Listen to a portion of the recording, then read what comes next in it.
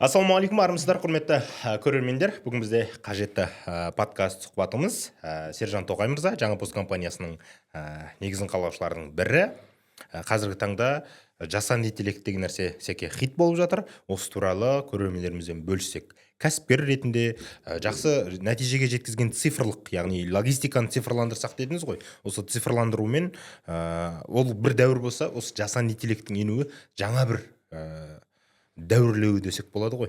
Сондықтан жасанды интеллект тақырыбында толығырақ бір сөйлесек, қарапайым тілде, қарапайым халыққа түсіндіре алсақ, ол не дегенді? Сержан мырза, сіз жасанды интеллектпен ең алғаш рет қашан бетпе-бет келдіңіз және қандай әсерде болдыңыз? Ең алғашқы рет сол чат-GPT-дің шығуымен бағанағыдай қарапайым сұрақтар сұраймыз сол кезде. Шынымен де кәдімгі ақылды түрде сен бүкіл әлемнің ақыл ойының жиынтығын алатын секілдісің да. Ол кезде тегін болды, жалпы нұсқасы. Тегін болды. Бір қарағанда шынымен сен көп ақпараттарды, көп адамдарды іздемей аласың. Барлығы бар. Бұл ары қарай не деген сұрақта ары қарай біздің көп жете алмай жүрген, ойлап жүрген армандарымызға тез жететін құрал ретінде сезінді. Яғни бізге бар мүмкіндікті, әлемнің тәжірибесін бізге береді.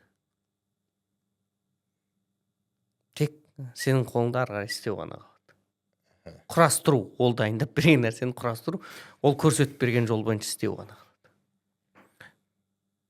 Сіз өзіңіздің нақты сол есіңізге түсіңізші, ең алғаш чат-GPT-ді аштыңыз. Қайдан көрдіңіз ол туралы ақпарат? Нақты қайсы екені есімде жоқ, енді әлемдік ақпарат құралдарын дүр етіп шулап бастады ғой. Сол кезде шықты, бірақ мен бірінші рет қалай қолданып есімде жоқ, бірақ жалпы алғашқы рет одан сұрақ сұрап, жауап алып, жаңағыдай не істеп бастаған кезде мен байқағаным жаңа болды да. Көп белгілі бір қиын ақпараттарды, профессионал адамдардан ғана алатын ақпараттарды бұл қарапайым дейді. Сұрақ қойсаң болды, дұрыс сұрақ қойсаң болды. Алып күші ретінде сезіндіңіз ба? Иә. Өте үлкен алып күші ретінде. Соны сезінгенде сізде бір қорқыныш пайда болған жоқ па? Немесе бір шаттану, вау, мынау жаңа бір өркениетке қадам бастық деген сияқты? Мүмкіндік көріп. Қуандым, мен қатты қуандым. Күшті болды ғой дедім. Жаңағындай не де, біз анау көп адам алдымен риск ойлайды ғой. Мен өзім өмірде риск ойламайтын адам екенмін. Жұмыссыз болатын болды деген сияқты. Мен көп риск. Бұл не болады? Болмай қалса не болады деген нәрсені мен өте аз ойлайды екен. Сондықтан мен қатты қуандым да. Сосын көп адам тезірек мынау арқылы арманына жетеді ғой, тезірек жұмыс. Көп бір нәрсені жасау үшін көп адамға бағынышты болуның қажеті жоқ деген нәрсе есіме түсті. Екінші бір нәрсе бар. Біз ешқашан ұшақпен тездікпен жарыса алмаймыз. Біз ешқашан мысалға жаңағы түрлі техникалармен күшпен жарыса алмаймыз. Трактордың қаза салған күшпен қолмен. Сол сияқты тура чат-GPT-мен де біз ақылдылықпен қатты жарыса алмаймыз. Не сонда бұл чат-GPT? Ол жаңағы сияқты бір құрал. Бұрын адам тез жүгіре алмайды, машина шықты. Сосын ат мінді, арба болды, машина шықты, ұшақ болды. Қазір әр түрі бар да. Сол сияқты бір құралды. Бірақ аналарға қарағанда ақылдырақ. Яғни сол сияқты дамыған бір құрал. Жарасты адамның құндылығы өзі басқаша. Біз өз орнымызда қала береміз, оны бізді алып тастайды дейтін дүние жоқ. Тек адамдық қасиеттерді пайдаланбай жатқан адамдарды алып тастайды. Тек бізге ғана тән, адамға ғана тән чат-GPT-да жоқ нелерді алып тастайды. Бұл бір. Негізі адамдық қасиетті пайдаланбаса адам болдың қажеті жоқ. Сол үшін сондай құрал да. Бұл бір. Екіншіден, ол алып қарасақ, ақиқат алып келеді. Адамзатқа ортақ ақиқат не дегенді білдіреді. Бұл Американың құрастырушылардың бір цензуралары, өздерінің идеологиялары бәрібір ішіне тықпаланған емес па? Тықпаланған болуы мүмкін, бірақ ол тек қана ол жерді ғана емес, жалпы ол бір нәрсенің дербестенуі болып шығады ғой. Енді қарасаңыз, андай не емес. Ол сразу білінетін еді, егер тықпалайтын болса. Мысалға Қытай дипсик жасады, оның ішінде Қытайдағы кейбір саяси мәселелерге туралы жауап бермейді ғой.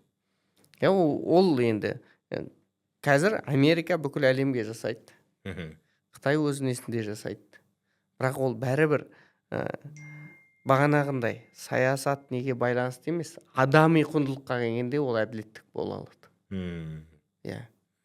Былайша айтқан кезде территорияның мемлекеттің шеңберінен шығып кете алады, Ақпарат беру жағынан. адами жағынан біраз әділдікке, теңдікке алып келеді.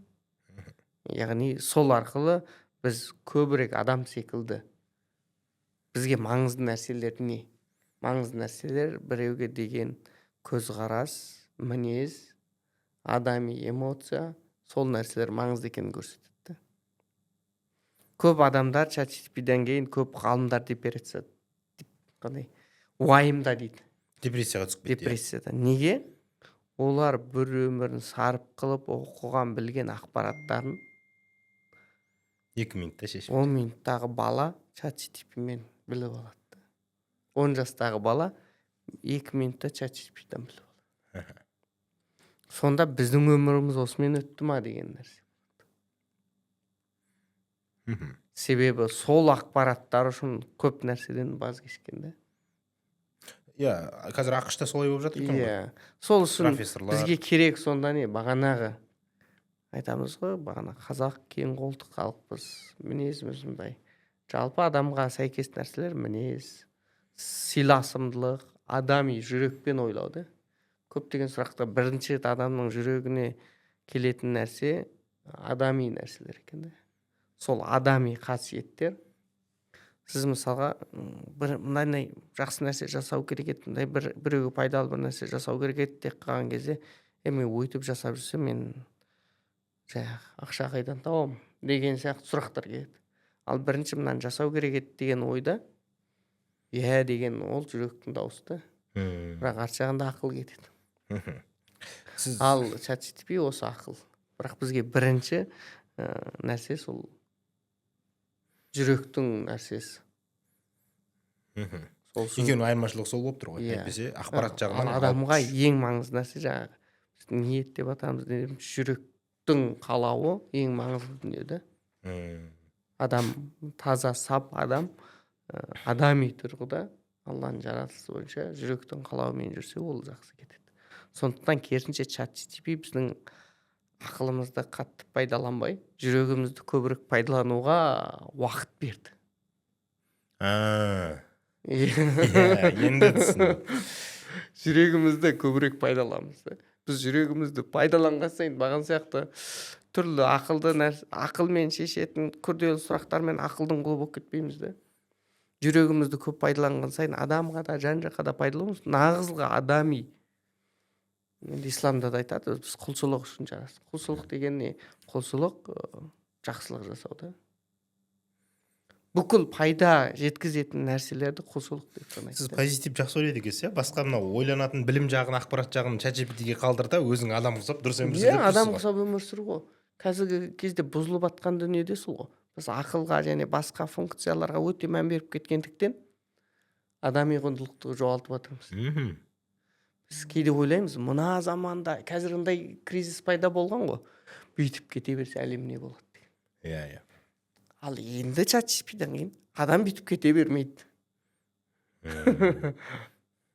Адам жүрекпен көбірек айналысады да ChatGPT-ден кейін. Бұған онда қайтадан бір оралайық. Адам өйтіп кете бермейді. ChatGPT сіздерге жеке жасанды интеллекттің ішінде ChatGPT деген бар, қазір ең керемет болып отқан. Бұл 2025 жылға дейінгі сонау папирус қағаздарына, қамыстардан үлкен қағаздар жасап, тақтағып жасап, әріптерді енгізе бастаған ақпараттан бүгінгі замандағы ақпаратқа шейін бүкіл әлемдегі ақпараттар осының базасына жиналған, және не сұрасаңыз да, дұрыс сұрасаңыз, сізге соншалықты дұрыс ақпарат беретін бір алып күш. Оның осы ChatGPT. Енді Сержан мырза, сіз жаңа пост компаниясына кәсіпкер ретінде ChatGPT-ді қалай енгізіп жатырсыз және қандай пайда әкеліп жатыр? Бір мысалдармен көрсетсеңіз. Қазірге біз колл-центр саласына ғана қой алдық. Клиентпен сөйлесу, клиентке қызмет көрсөтүү орталыгына кое алдык. Оны койганыбызга 1 жылга жук убакыт болду. Бул биринчи. Экинчи, енді командада программист жигиттер, кыздар соны пайдаланып көптөгөн сурактарына шешим алат. Оны калай пайдалануу, әркім өзүнө пайдаланысты сол эки жерде жакшы колданып атыр.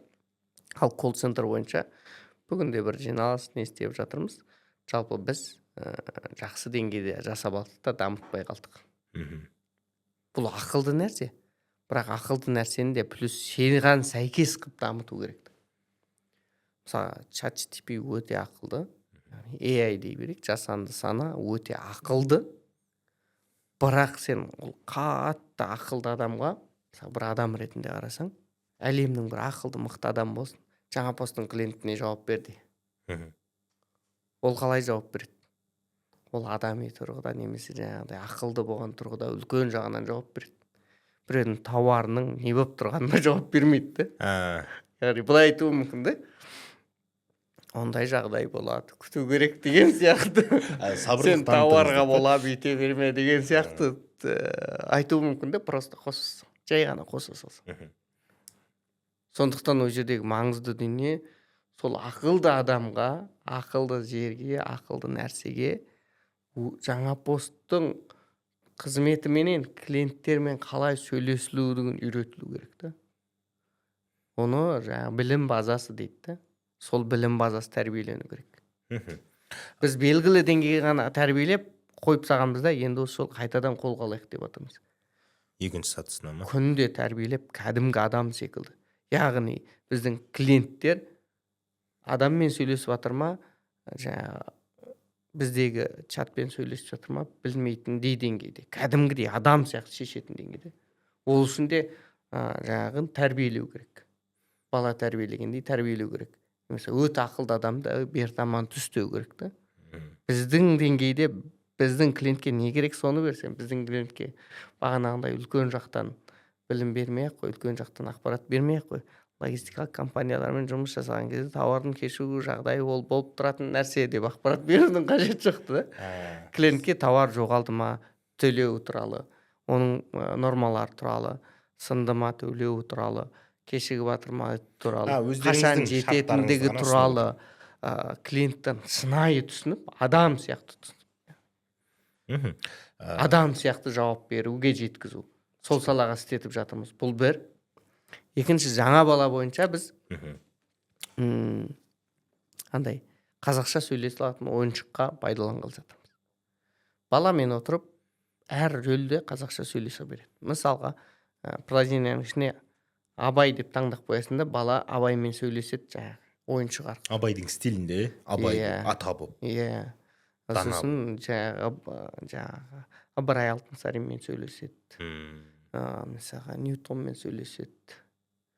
Немесе Тесла, Кюри деген сияқты бүкіл адам, әйгілі адамдармен сөйлесе алады да. Сен мынаны қайтып шешіп едің деген сияқты. Сол сияқты баланың қызығушылығына қарай сөйлеседі. Бұл приложение ма, жоқ ойыншық болып шығады? Приложение плюс ойыншық болып шығады. Приложениеда ана ойыншықты, мысалы ішіндегі чипті кез келген ойыншыққа салуға болады. Абайдың жұмсақ ойыншығын шығарып, соны салуға болады.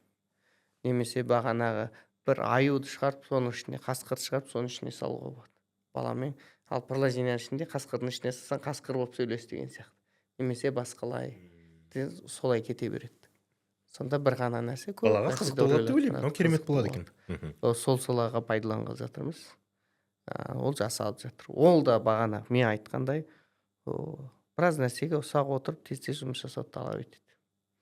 Ал айтатындай көрерменге де қызық ақпарат, бұл нәрселер сіздер бәлендей қол жетпейтін немесе мен ғана істей алатын дүние емес. Тек назар салса, телефоны бар адамның бәрі осы нәрсені зерттеп арғай жасап алуға мүмкіндігім бар. Керемет. Жаңағы Айгүл деп жазда күліп едік қой, анау сіздердің жаңа чат жарнамасында. Қазір сол Айгүлдеріңіз қанша адамның 20% ғана сұрақ шешіп тұр екен. Ең алғашта 80% шешкен. Қазір шаруаларыңыз көбейіп кеткен ғой сонда. Қазір тек біз оның базасын дамытпаған себепті бізде көптеген маркетплейстер қосылды. Жаңағы қызмет көрсетулердің ішкі логистика қосылып жатыр, әртүрлі. Сіздер дамып 3-4 кеттіңіздер ел да, бар. ол жаңа Біз қосылмай қалды. дамып кетті, біз оған оның білім базасын дамытпай қалдық та. Бұрын қанша маманның, яғни колл-центрда отыратын қанша маманның жұмысын алды ол? Енді Күніне қанша адам жауап сразу берді? бізде азайған жоқ. Иә. Себебі сол кездің өзінде бізге және де бір 40 адам қажет болған да. Біз 40 адамды алмадық. Соны қосқаннан кейін. Алған жоқсыздар. Иә. Ал сол адаммен әліге тұрмыз, бірақ клиент көбейіп жатыр. Егер білім базасын ұлғайтатын болсақ, яғни білім базасын ұлғайт дегенде әр сұраққа қайтып жауап беру деген нәрселерді реттеу керек. Мынаған бүйтесің деп, оны кәдімгідей мынандай сұрақ келгенде оны анализ жасалады. Нені сұрап тұр клиент? Тауар сұрап тұр ма, басқа ақпарат, сабақ сұрап тұр ма деген сияқты бәрі қаралғаннан кейін, мысалы, 2 сұрақ болуы мүмкін, бірақ жауап біреу. Біреу айтады да, тауарым қайда деп келеді. Біреу айтады, жай қайда деп қана келеді. Біреу келеді де, неге жеткізбейсіңдер деп сұрақ қояды. Ол сұрақтың өзі қайда деген сұрақты. Әр түрлі, 100 түрлі сұрайды. Біреу орысша сөйлеп келеді. Біреу анау кейбір қ дегенді қайда деп сұрайды. Сөйтіп сол сұрақтардың жауабын біреу сіздің тауарыңыз мына жерде келе жатыр деген тірегін көрсету деген секілді. Осының бәріне анализ жасай келе, жаңағыдай ақырын тек қана отырып ақыры мынау бүйтсе бүйтеді деп базаға үйретуді. Мына сұрақтарға былай жауап, былай деп сөйту арқылы ол ақылдана береді. Ақылданған сайын біздегі қазір команда соны дамытатын адамдар болу керек та. Оның функциясын атқаратын емес. Иә, оның функциясын атқаратын емес, дамытатын. Сол адам дамытатын. Және біз ол чатты сөйтіп жасап шығарсақ, Қазақстанда бүкіл компанияларға сөйтіп беретіндей. Сол жерде отырған адамдар соны компанияға кіргізетін маман ретінде болатындай деген мен ойым сондай да. Сізге бұл дабыл қағатын нәрсе емес пе? Өйткені қаншама мамандар жұмыстан айырылуы мүмкін ғой. Болашақта бұдан күшті дамыса. Бағанағы айтқандай дүние ғой. Біз адамға керекті, маңызды деген түйінге келеміз. Мысалы, бір адам жұмысынан айырылды, ол ойланбайды дейсіз ба? Мысалы, AI себепті, жасанды сана себепті біреу жұмысынан айырылды. Ода 2 таңдау болады. Біреу соған өштесіп, Стресс болу, не болу, сосын жеңілгенін мойындау деген сөз ол. немесе Неге деп ойланады да. мен кіммін негізі? Мен колл-центрда отыратын адам емес едім ғой Мынау деп. бүйтіп кетті. Мен онда мынау жақсы нәрсе екен. Мен қалай енді осыдан жеңіл қалмаймын деген сұрақ болады. Мен жұмыс орнын тартып алып, мен енді бұны басқаратындай қалай не істесем болады деп ойлану керек Сол қой. сияқты ойланады да. Оны оңай ChatGPT-дің өзінен сұрайса болды. Оның өзін сұрайсыз ба? Мен осындай жұмыс жасайтын, осындай жұмыстан айырылдым, осылай болды. Мен қайтуым керек деп сұрайса болды. Ақылдың шаруасын тапсыруға болды. Мынандай қызық кейс болыпты. Өткенде бір жігіт ChatGPT-ден сұраған, мен осындай дрон алғалы жатырмын, қандайын алғаным жөн еді деп. Сөйтсе, осындайын таңда қанша ақшаң бар еді, осынша деп бәрін келіскен. Сосын бір 2-3 ай уақыт өтті дейді, ұмытып кеткем дейді. Сосын қайтадан кіріп, заказ жоқ. Сосын сұрадым дейді, қалай ақша тапсам болады деп. Сөйтсем ChatGPT айтты дейді, дроныңды сатсаңшы деп өткендегі. Миында сақтайтыны да қызық болып тұр ғой. Теке енді DeepSeek пен ChatGPT-дің арқысы екеуінің айырмашылығы сол. Біреуі ұзақ уақыт сақтайды, біреуі ақылды, сол моментте ақылды. Өте сұрақтардың нелер жақсы DeepSeek солай жасайды. Ал ChatGPT өте ұзақ уақытқа сақтайды және кәдімгідей жүреді. Сондықтан да мысалы DeepSeek-тер сен бірден компьютеріңе жүктеп ала аласың да офлайн істете бересің. Ал ChatGPT ондай жоқ. Плюс жаңағы өте үлкен база. Бөле салуға келмейді. Ал анау қолданыс жағынан адамға керек DeepSeek, адамға қолданыс жағынан. DeepSeek-те ChatGPT-да сен былай қолданасың, не істейсің, бірақ ашық емес қой. Ашық емес. Мен толық қолданып жүрген сияқтымын әйтеуір. Қызығын көріп жатырмын. Секе, жалпы жасанды интеллектті қолданудың бір сіз білетін және ең тиімдісі, бірақ қарапайым адамдар көрермен білмейтін қандай бір құпия мүмкіндіктері бар? Просто сұрақтарды сұрай беру керек, қарай беру керек, онымен көбірек сөйлесе беру керек. Андай емес, ол сұрақ дұрыс болу керек деп бір кісі отырады. Сұрақ дұрыс болу керек. Керек емес, просто сұрай беріңіздерші. Сонда андай емес те, өзімізге өзіміз ақылдылығымыз сондай, жаңағы ақылдылығымыз сондай, көп нәрсені өзімізге ақылымызбен кедергі қойып аламыз. Жай ғана не келеді ойыңызға сұрай беріңіз. Алгоритмде үйренеді, таниды, Иә, не келеді соны сұрай беру керек. Қолдану керек, болды да. Сосын өзінен сұрай беріңіз.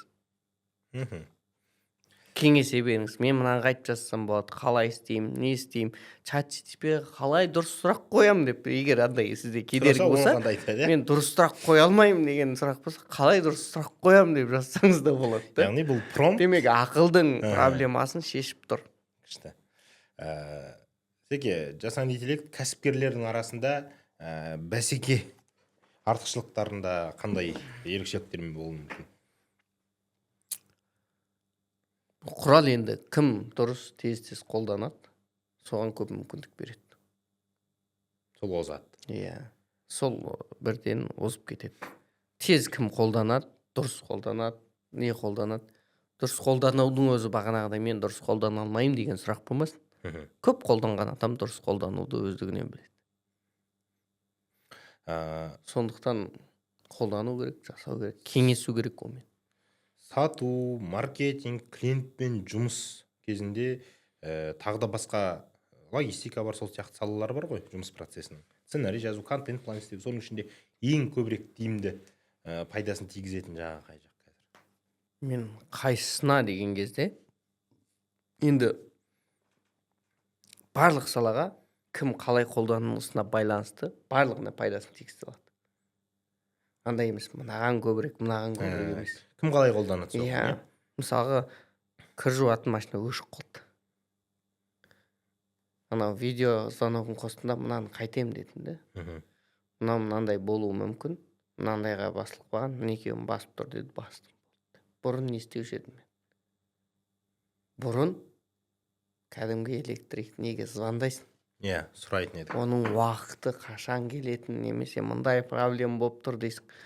Онымен видеозвонокқа шығып шешуің де мүмкін, шешпеуің де мүмкін. Ол барынша келіп, ақшаңды алып жасап беріп кетуі мүмкін. Алайын жерде солай бітті да. Сондықтан өте жеңіл, ыңғайлы, дамыта беру керек. Ал біздің қазір ойлап жүрген нәрсеміз ChatGPT сөйлегенді базасы арқылы түсінеді, бірақ жазуды дұрыс жазбай тұр да. Сөйлеп қоясыз ғой. Иә. Дыбыстарды дұрыс жазып алмайды. Жазған емес, өз жазғандар бәрі дұрыс. Тек сіз сөйлеп қойған.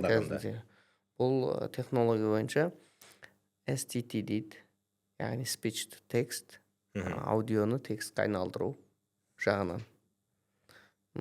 Осы жері кем. Қазір бізде жігіттер сол нәрсе жасау. Қазақшаға сол жағынан керек. Сосын тексттерді қазақша дұрыс оқып беру. Біз осы екі нәрселерді мен шешкем жоқ, жігіттер шешті, мен шешімдерді пайдаланып отырмын. Акцентте де біраз проблемалар болуы мүмкін, иә? Енді осы жасанды интеллекттің қолданған кәсіпкер және қолданбаған кәсіпкер бір салада бірдей табыста жүрген кісілер. 3 жылдан кейін екеуінің айырмашылығы қандай болады деп ойлайсыздар? Кәсіпкерлер. Баяғыда мындай қызық сұрақ болған.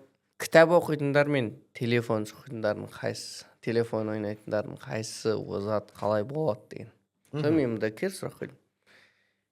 Кітап телефонда оқитындар қайтеді деген сұрақ қойды.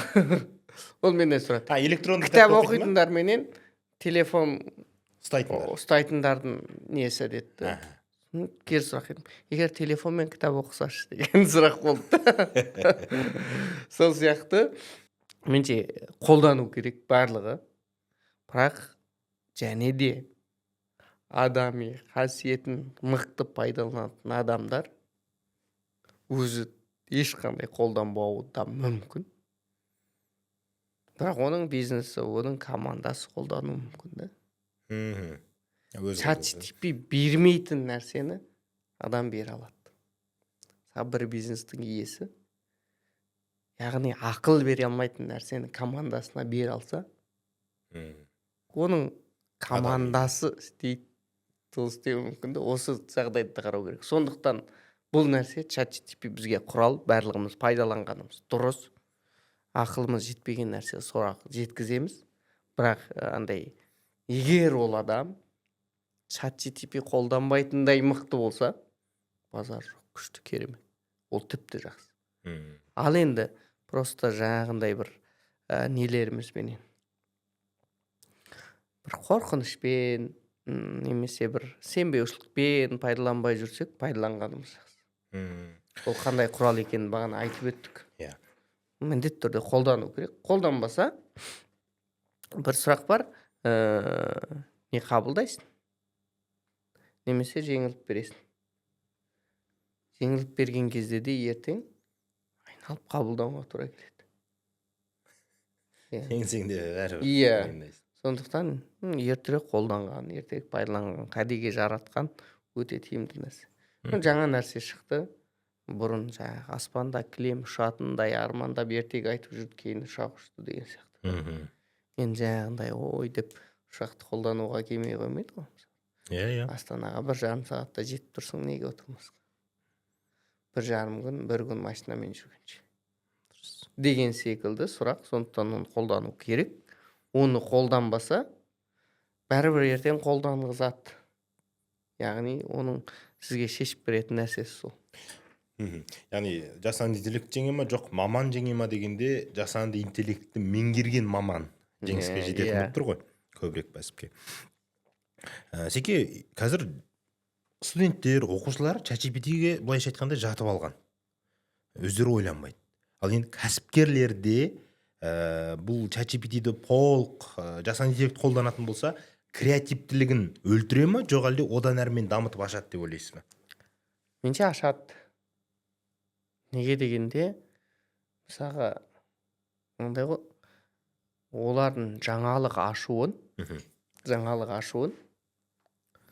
ақылының шаруаларының бәрін неге қойса, мысалға ChatGPT-ға қойса да, жасанды санаға қойса, соған шешкісе, сонымен ақылдаса, ал өзіне көбірек уақыт неге бөлінеді?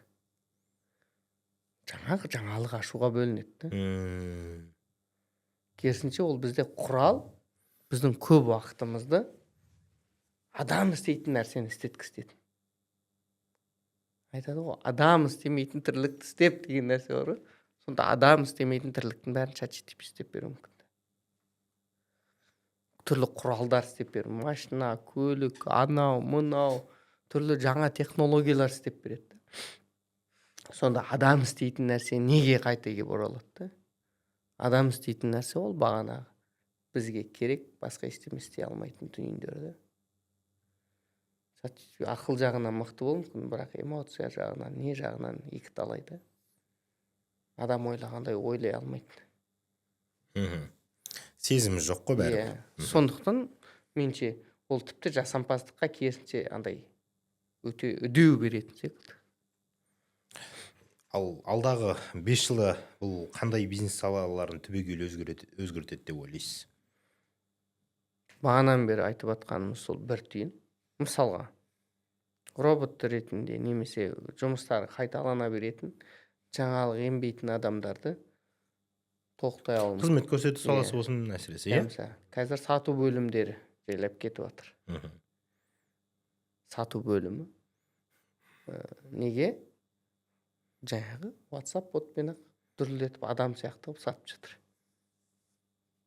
Келтіріп жатыр. Бірақ осының ішінде және эмоция деген нәрсені ол жерден ести алмайды.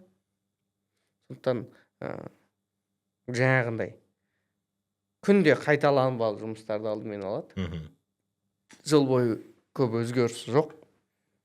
Нәрселерді ең алдымен алып, жайлап бетегі күрделі нәрселерге өтіп бастайды. Ол алады деген сөз емес, негізі адамды азат етеді деп қарау. Керісінше жағын қарау керек. Азат етеді. Көп адам мен оқымадым, мен былай істемедім, өзіме уақыт бөлмедім деген нәрселер болады ғой. Иә. Ал сол арқылы ол кісілерге, яғни осы өзіне уақыт бөлдіретін, өзін үйренгістетін, өз туралы нақты керек нәрсені ойланып үйренетін бір уақыт береді, адам қолын азат етеді. Бұл да бір адамның тәуелсіздігі. Мынау былай ойласа жақсы екен. Иә. Өстіп ойлап қалмаса өмір қиын емес. Ол бір тәуелсіздік. Иә. Керемет. Кітап оқудың маңыздылығы қалып қалатын сияқты меніңше. Қазір бір кітаптың суретін түсірді, саласаңыз ішінде негізгі маңызды ақпараттарын айтып береді. Ағылшын, қытай тілінде болсын бәрібір. Сол жаңағындай қарапайым дүниені алады да сіздің уақытыңызды алатын дүниелерді сон жауһарын бүйтіп береді.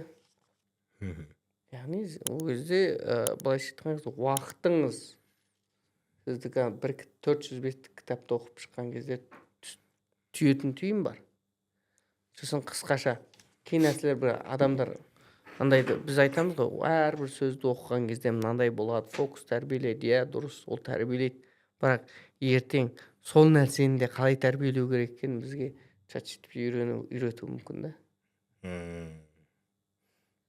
Сондықтан ол жердегі нәрсе, иә, біздің бір өміріміз бүкіл кітапты оқуға ешқашан жетпейді. Иә. Оны жаңағыдай қысқартса тіпті жақсы. Иә.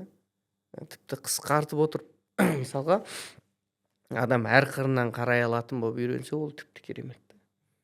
Сен бір кітапты оқығанға бір ай уақытың кететін болса, ана жерде саған 100 кітапты, бір тақырыптағы 100 кітапты анализ жасап берсе, сен бір кітаптың емес, 100 адамның бір нәрсеге деген көзқарасын білуі мүмкін да. Сонда қарасаң, негізі құрал ол шынымен де адамға керек, және бұрын соңды бұндай құрал болмаған да. Иә. Бұндай күш. Иә, бұрын соңды бұндай құрал болмаған. Сондай керемет құрал. Оны пайдалану керек, қарау керек, істеу керек. Армандарыңыз сонымен жүзеге асырасыздар. Істелмеген істеріңіз жасайсыздар. Сіз қандай да бір инвестор болсаңыз, сіздің алдыңызға бір адам кәсіп жасаған идеясын алып келсе, қандай идеяларға сіз ақша бөлетін едіңіз? Осы жасанды интеллектке байланысты болса әсіресе. Жасанды интеллект арқылы мен осылай жасайын деп жатырмын десе. Мен көбінде маған қызық не болатын нәрсе, қазақ тіліне байланысты нәрсе болса, иә. Қазақ тіліне байланысты нәрселер болса, мен өзім делебем қосып, бай кеттік, жасайық, істейік. Бұл бір екіншісі жаңағы адамдарға көмектесетін нәрсе болса. Ал жас кәсіпкерлерге осы жасанды интеллектті қай бағытта көмектескенін және қай бағытта қалай істеткеніне кеңес берер едіңіз? Жас кәсіпкерлерге қай бағытта? Осы жасанды интеллектті қолданғаныңыз. Кез келген бағытта. Бәрін сұрай берсін ба? Кез келген бағытта. Сіз тәп-тәуір сеніп алған сияқтысыз, иә? Жоқ, иә. Кәдімгідей шаруалар шешіп тұр ғой, не керек? Қандай нәрсе керек? Білмейтін нәрсесі бар ма деген сұрақты. Ана қарасаң, кейде ChatGPT-ның алдында өзіңде бір топас секілді сезінесің да. Бірақ кәдімгі сұрақтарды фильтрлап, қарап, соның мысалға жақында мен байқадым, сұрақтар өте көп, сұрай бересің, бірақ оның нәтижесі, қорытындысы, соңында іске асуы қалай деген тағы бір сұрақ келеді. Сұрай бердің, ала бердің, сұрай бердің, ала бердің. Бірақ қаншалық қолдандың? Бұрын айтамыз ғой, біздің бір жетекшіміз болса, бізге түсіндірсе, көрсетсе, айтсе, бітсе деген алған жерде бар. Бірақ ең соңында айналып кетіп, жүзеге асыру деген нәрсе. Бағана қолынан келетін дүниені жасап, жүзеге асырып, елдің пайдасына жарату деген нәрсе келеді. Сұрай беруге болады, ешқандай шекті емес жоқ, сұрай беру, бәрін істей беруге болады. Бірақ ең соңында бір нәрсені жасап, дайындап, мейлі ол нақты зат болсын, мейлі көрінбейтін нәрсе, программа, бір нәрсе болсын, жасап беру маңызды. Мысалға, бүкіл адам бағанағындай, сөйлегандай, ертегі бәр адам ертегі құрастыра алады. ChatGPT бәр реттей алады. Бірақ барлық адамның сондай уақыты бар ма? Және бір адам бағанағындай әр жасқа ертегі дайындап, бір дайын продуктыны біреуге берді ма? Бәр ChatGPT қарап отыр ма деген сұрақты. Әлі де дайындап беру адамдарға маңызды. олардың көп уақытын алмау. Мысалы жаңағыдай 3 жасқа арналған ертегі немесе ертөстікті 3 жасқа арнап жазып шығып деген сияқтыны біреу жазып отырмай, сен дайындап қойған нәрсені көре салып сол үшін де ақша төлейді. Сен дайындап қойғаның үшін деген секілді. Сондықтан бұл жердегі сұрақ бол чат-GPT болды, мынаны істеудің қажеті жоқ емес. Бәрібір әлі де адамдар тек өзінің ғана бір бөлігінде істетеді да, көп жерде істетпейді. Сондықтан дайын нәрселер қажет. чат-GPT дайын нәрселер жасап беріп соғады. Жай ғана біз қазір Инстаграмда жан-жақта айтылып жатыр. Жай ғана бір сайт жасап, фото жасаймын десең, мына сайт, мына AI-ларды пайдалан, жасанды сананы, видео жасаймын десең, мынаны пайдалан, мынау ақылы, мынау тегін деген бір сайтқа қойсаң ішіне, соны түсінеді. Біраз адам кіріп шығады. Таныстыра алады, Шашылған ақпаратты бір жерге жиып қойсаң. Жүйелей алады. Ал адам келіп оны чат-GPT'дан да сұрай сала алады. Бірақ адамның уақыты шектеулі болғандықтан бағанағындай жүйелі дайын. Бүкіл жасанды сана бүкіл әлемдегі сайттарды жинап, мынаны бүйдесің, мынау ақылы, мынау тегін, фото жасаймын десең, мынаны істет, сценарий жазамын десең, мынаны істет, мынау тауардың фотосын түсіремін десең, мынаны істет деп қойсаң, адам кіріп қана саған бүйтсем не істеймін дегенде мынау деп көрсетесің, оны қалай жүктеп, қалай істеудің жолын көрсетіп қойсаң болды. Керемет. Ал енді осы жасанды интеллект бізге бәрін автоматтандырып, барлығын дайындап берсе, адам нені армандайды? Біз жасайтын бірдеңе қалам өзі? Бәрібір қол салып, соны жасайтын адам да. Жасанды интеллект айтып береді. Технология бар нәрсені көрсетеді. Мысалға айтады да, мына қағазды былай жасайсың деп айтады да, мына стаканды. Бәрін айтады, технологиясына дейін. Бүкіл қазірге дейін болған опыттармен бірақ айтады. Бірақ осы қағазды, осының материалын, ағашты бір жақтан бір жаққа кеп, заводта өндіріп, шығарып, істейтін нәрсе бәрібір адам істейді. Адам істеу керек болады. Адам істемесе де аппараттар істеді, соны адам орналастыру керек. Бағанағы айтқандай, мен камера алсам деген сияқты. Ол істемеді ол. Анау ақша тап дегенде соны сат деп тұрды. Адам өзіне қалдырады бәрібір. Сондықтан ол сатып алу оның нәрсесі ол. Яғни істеу жағы бәрібір бізде чат-GPT жасанды сана AI мысалы бізге жасап бермейді. Бізге жетекші бола алады. Жасайтын бәрібір адам. Мысалы бағанағы стаканды өндірген кезде, мысалы ағашы Ресейден келсе. Ағашты жасанды сана, яғни сана саған ағаш кеспейді. Ол сана дұрыс жолын көрсетіп береді. Ал жасанды интеллектті әлі қолданбайтын адамдарға не айтар едіңіз көрермендерімізге?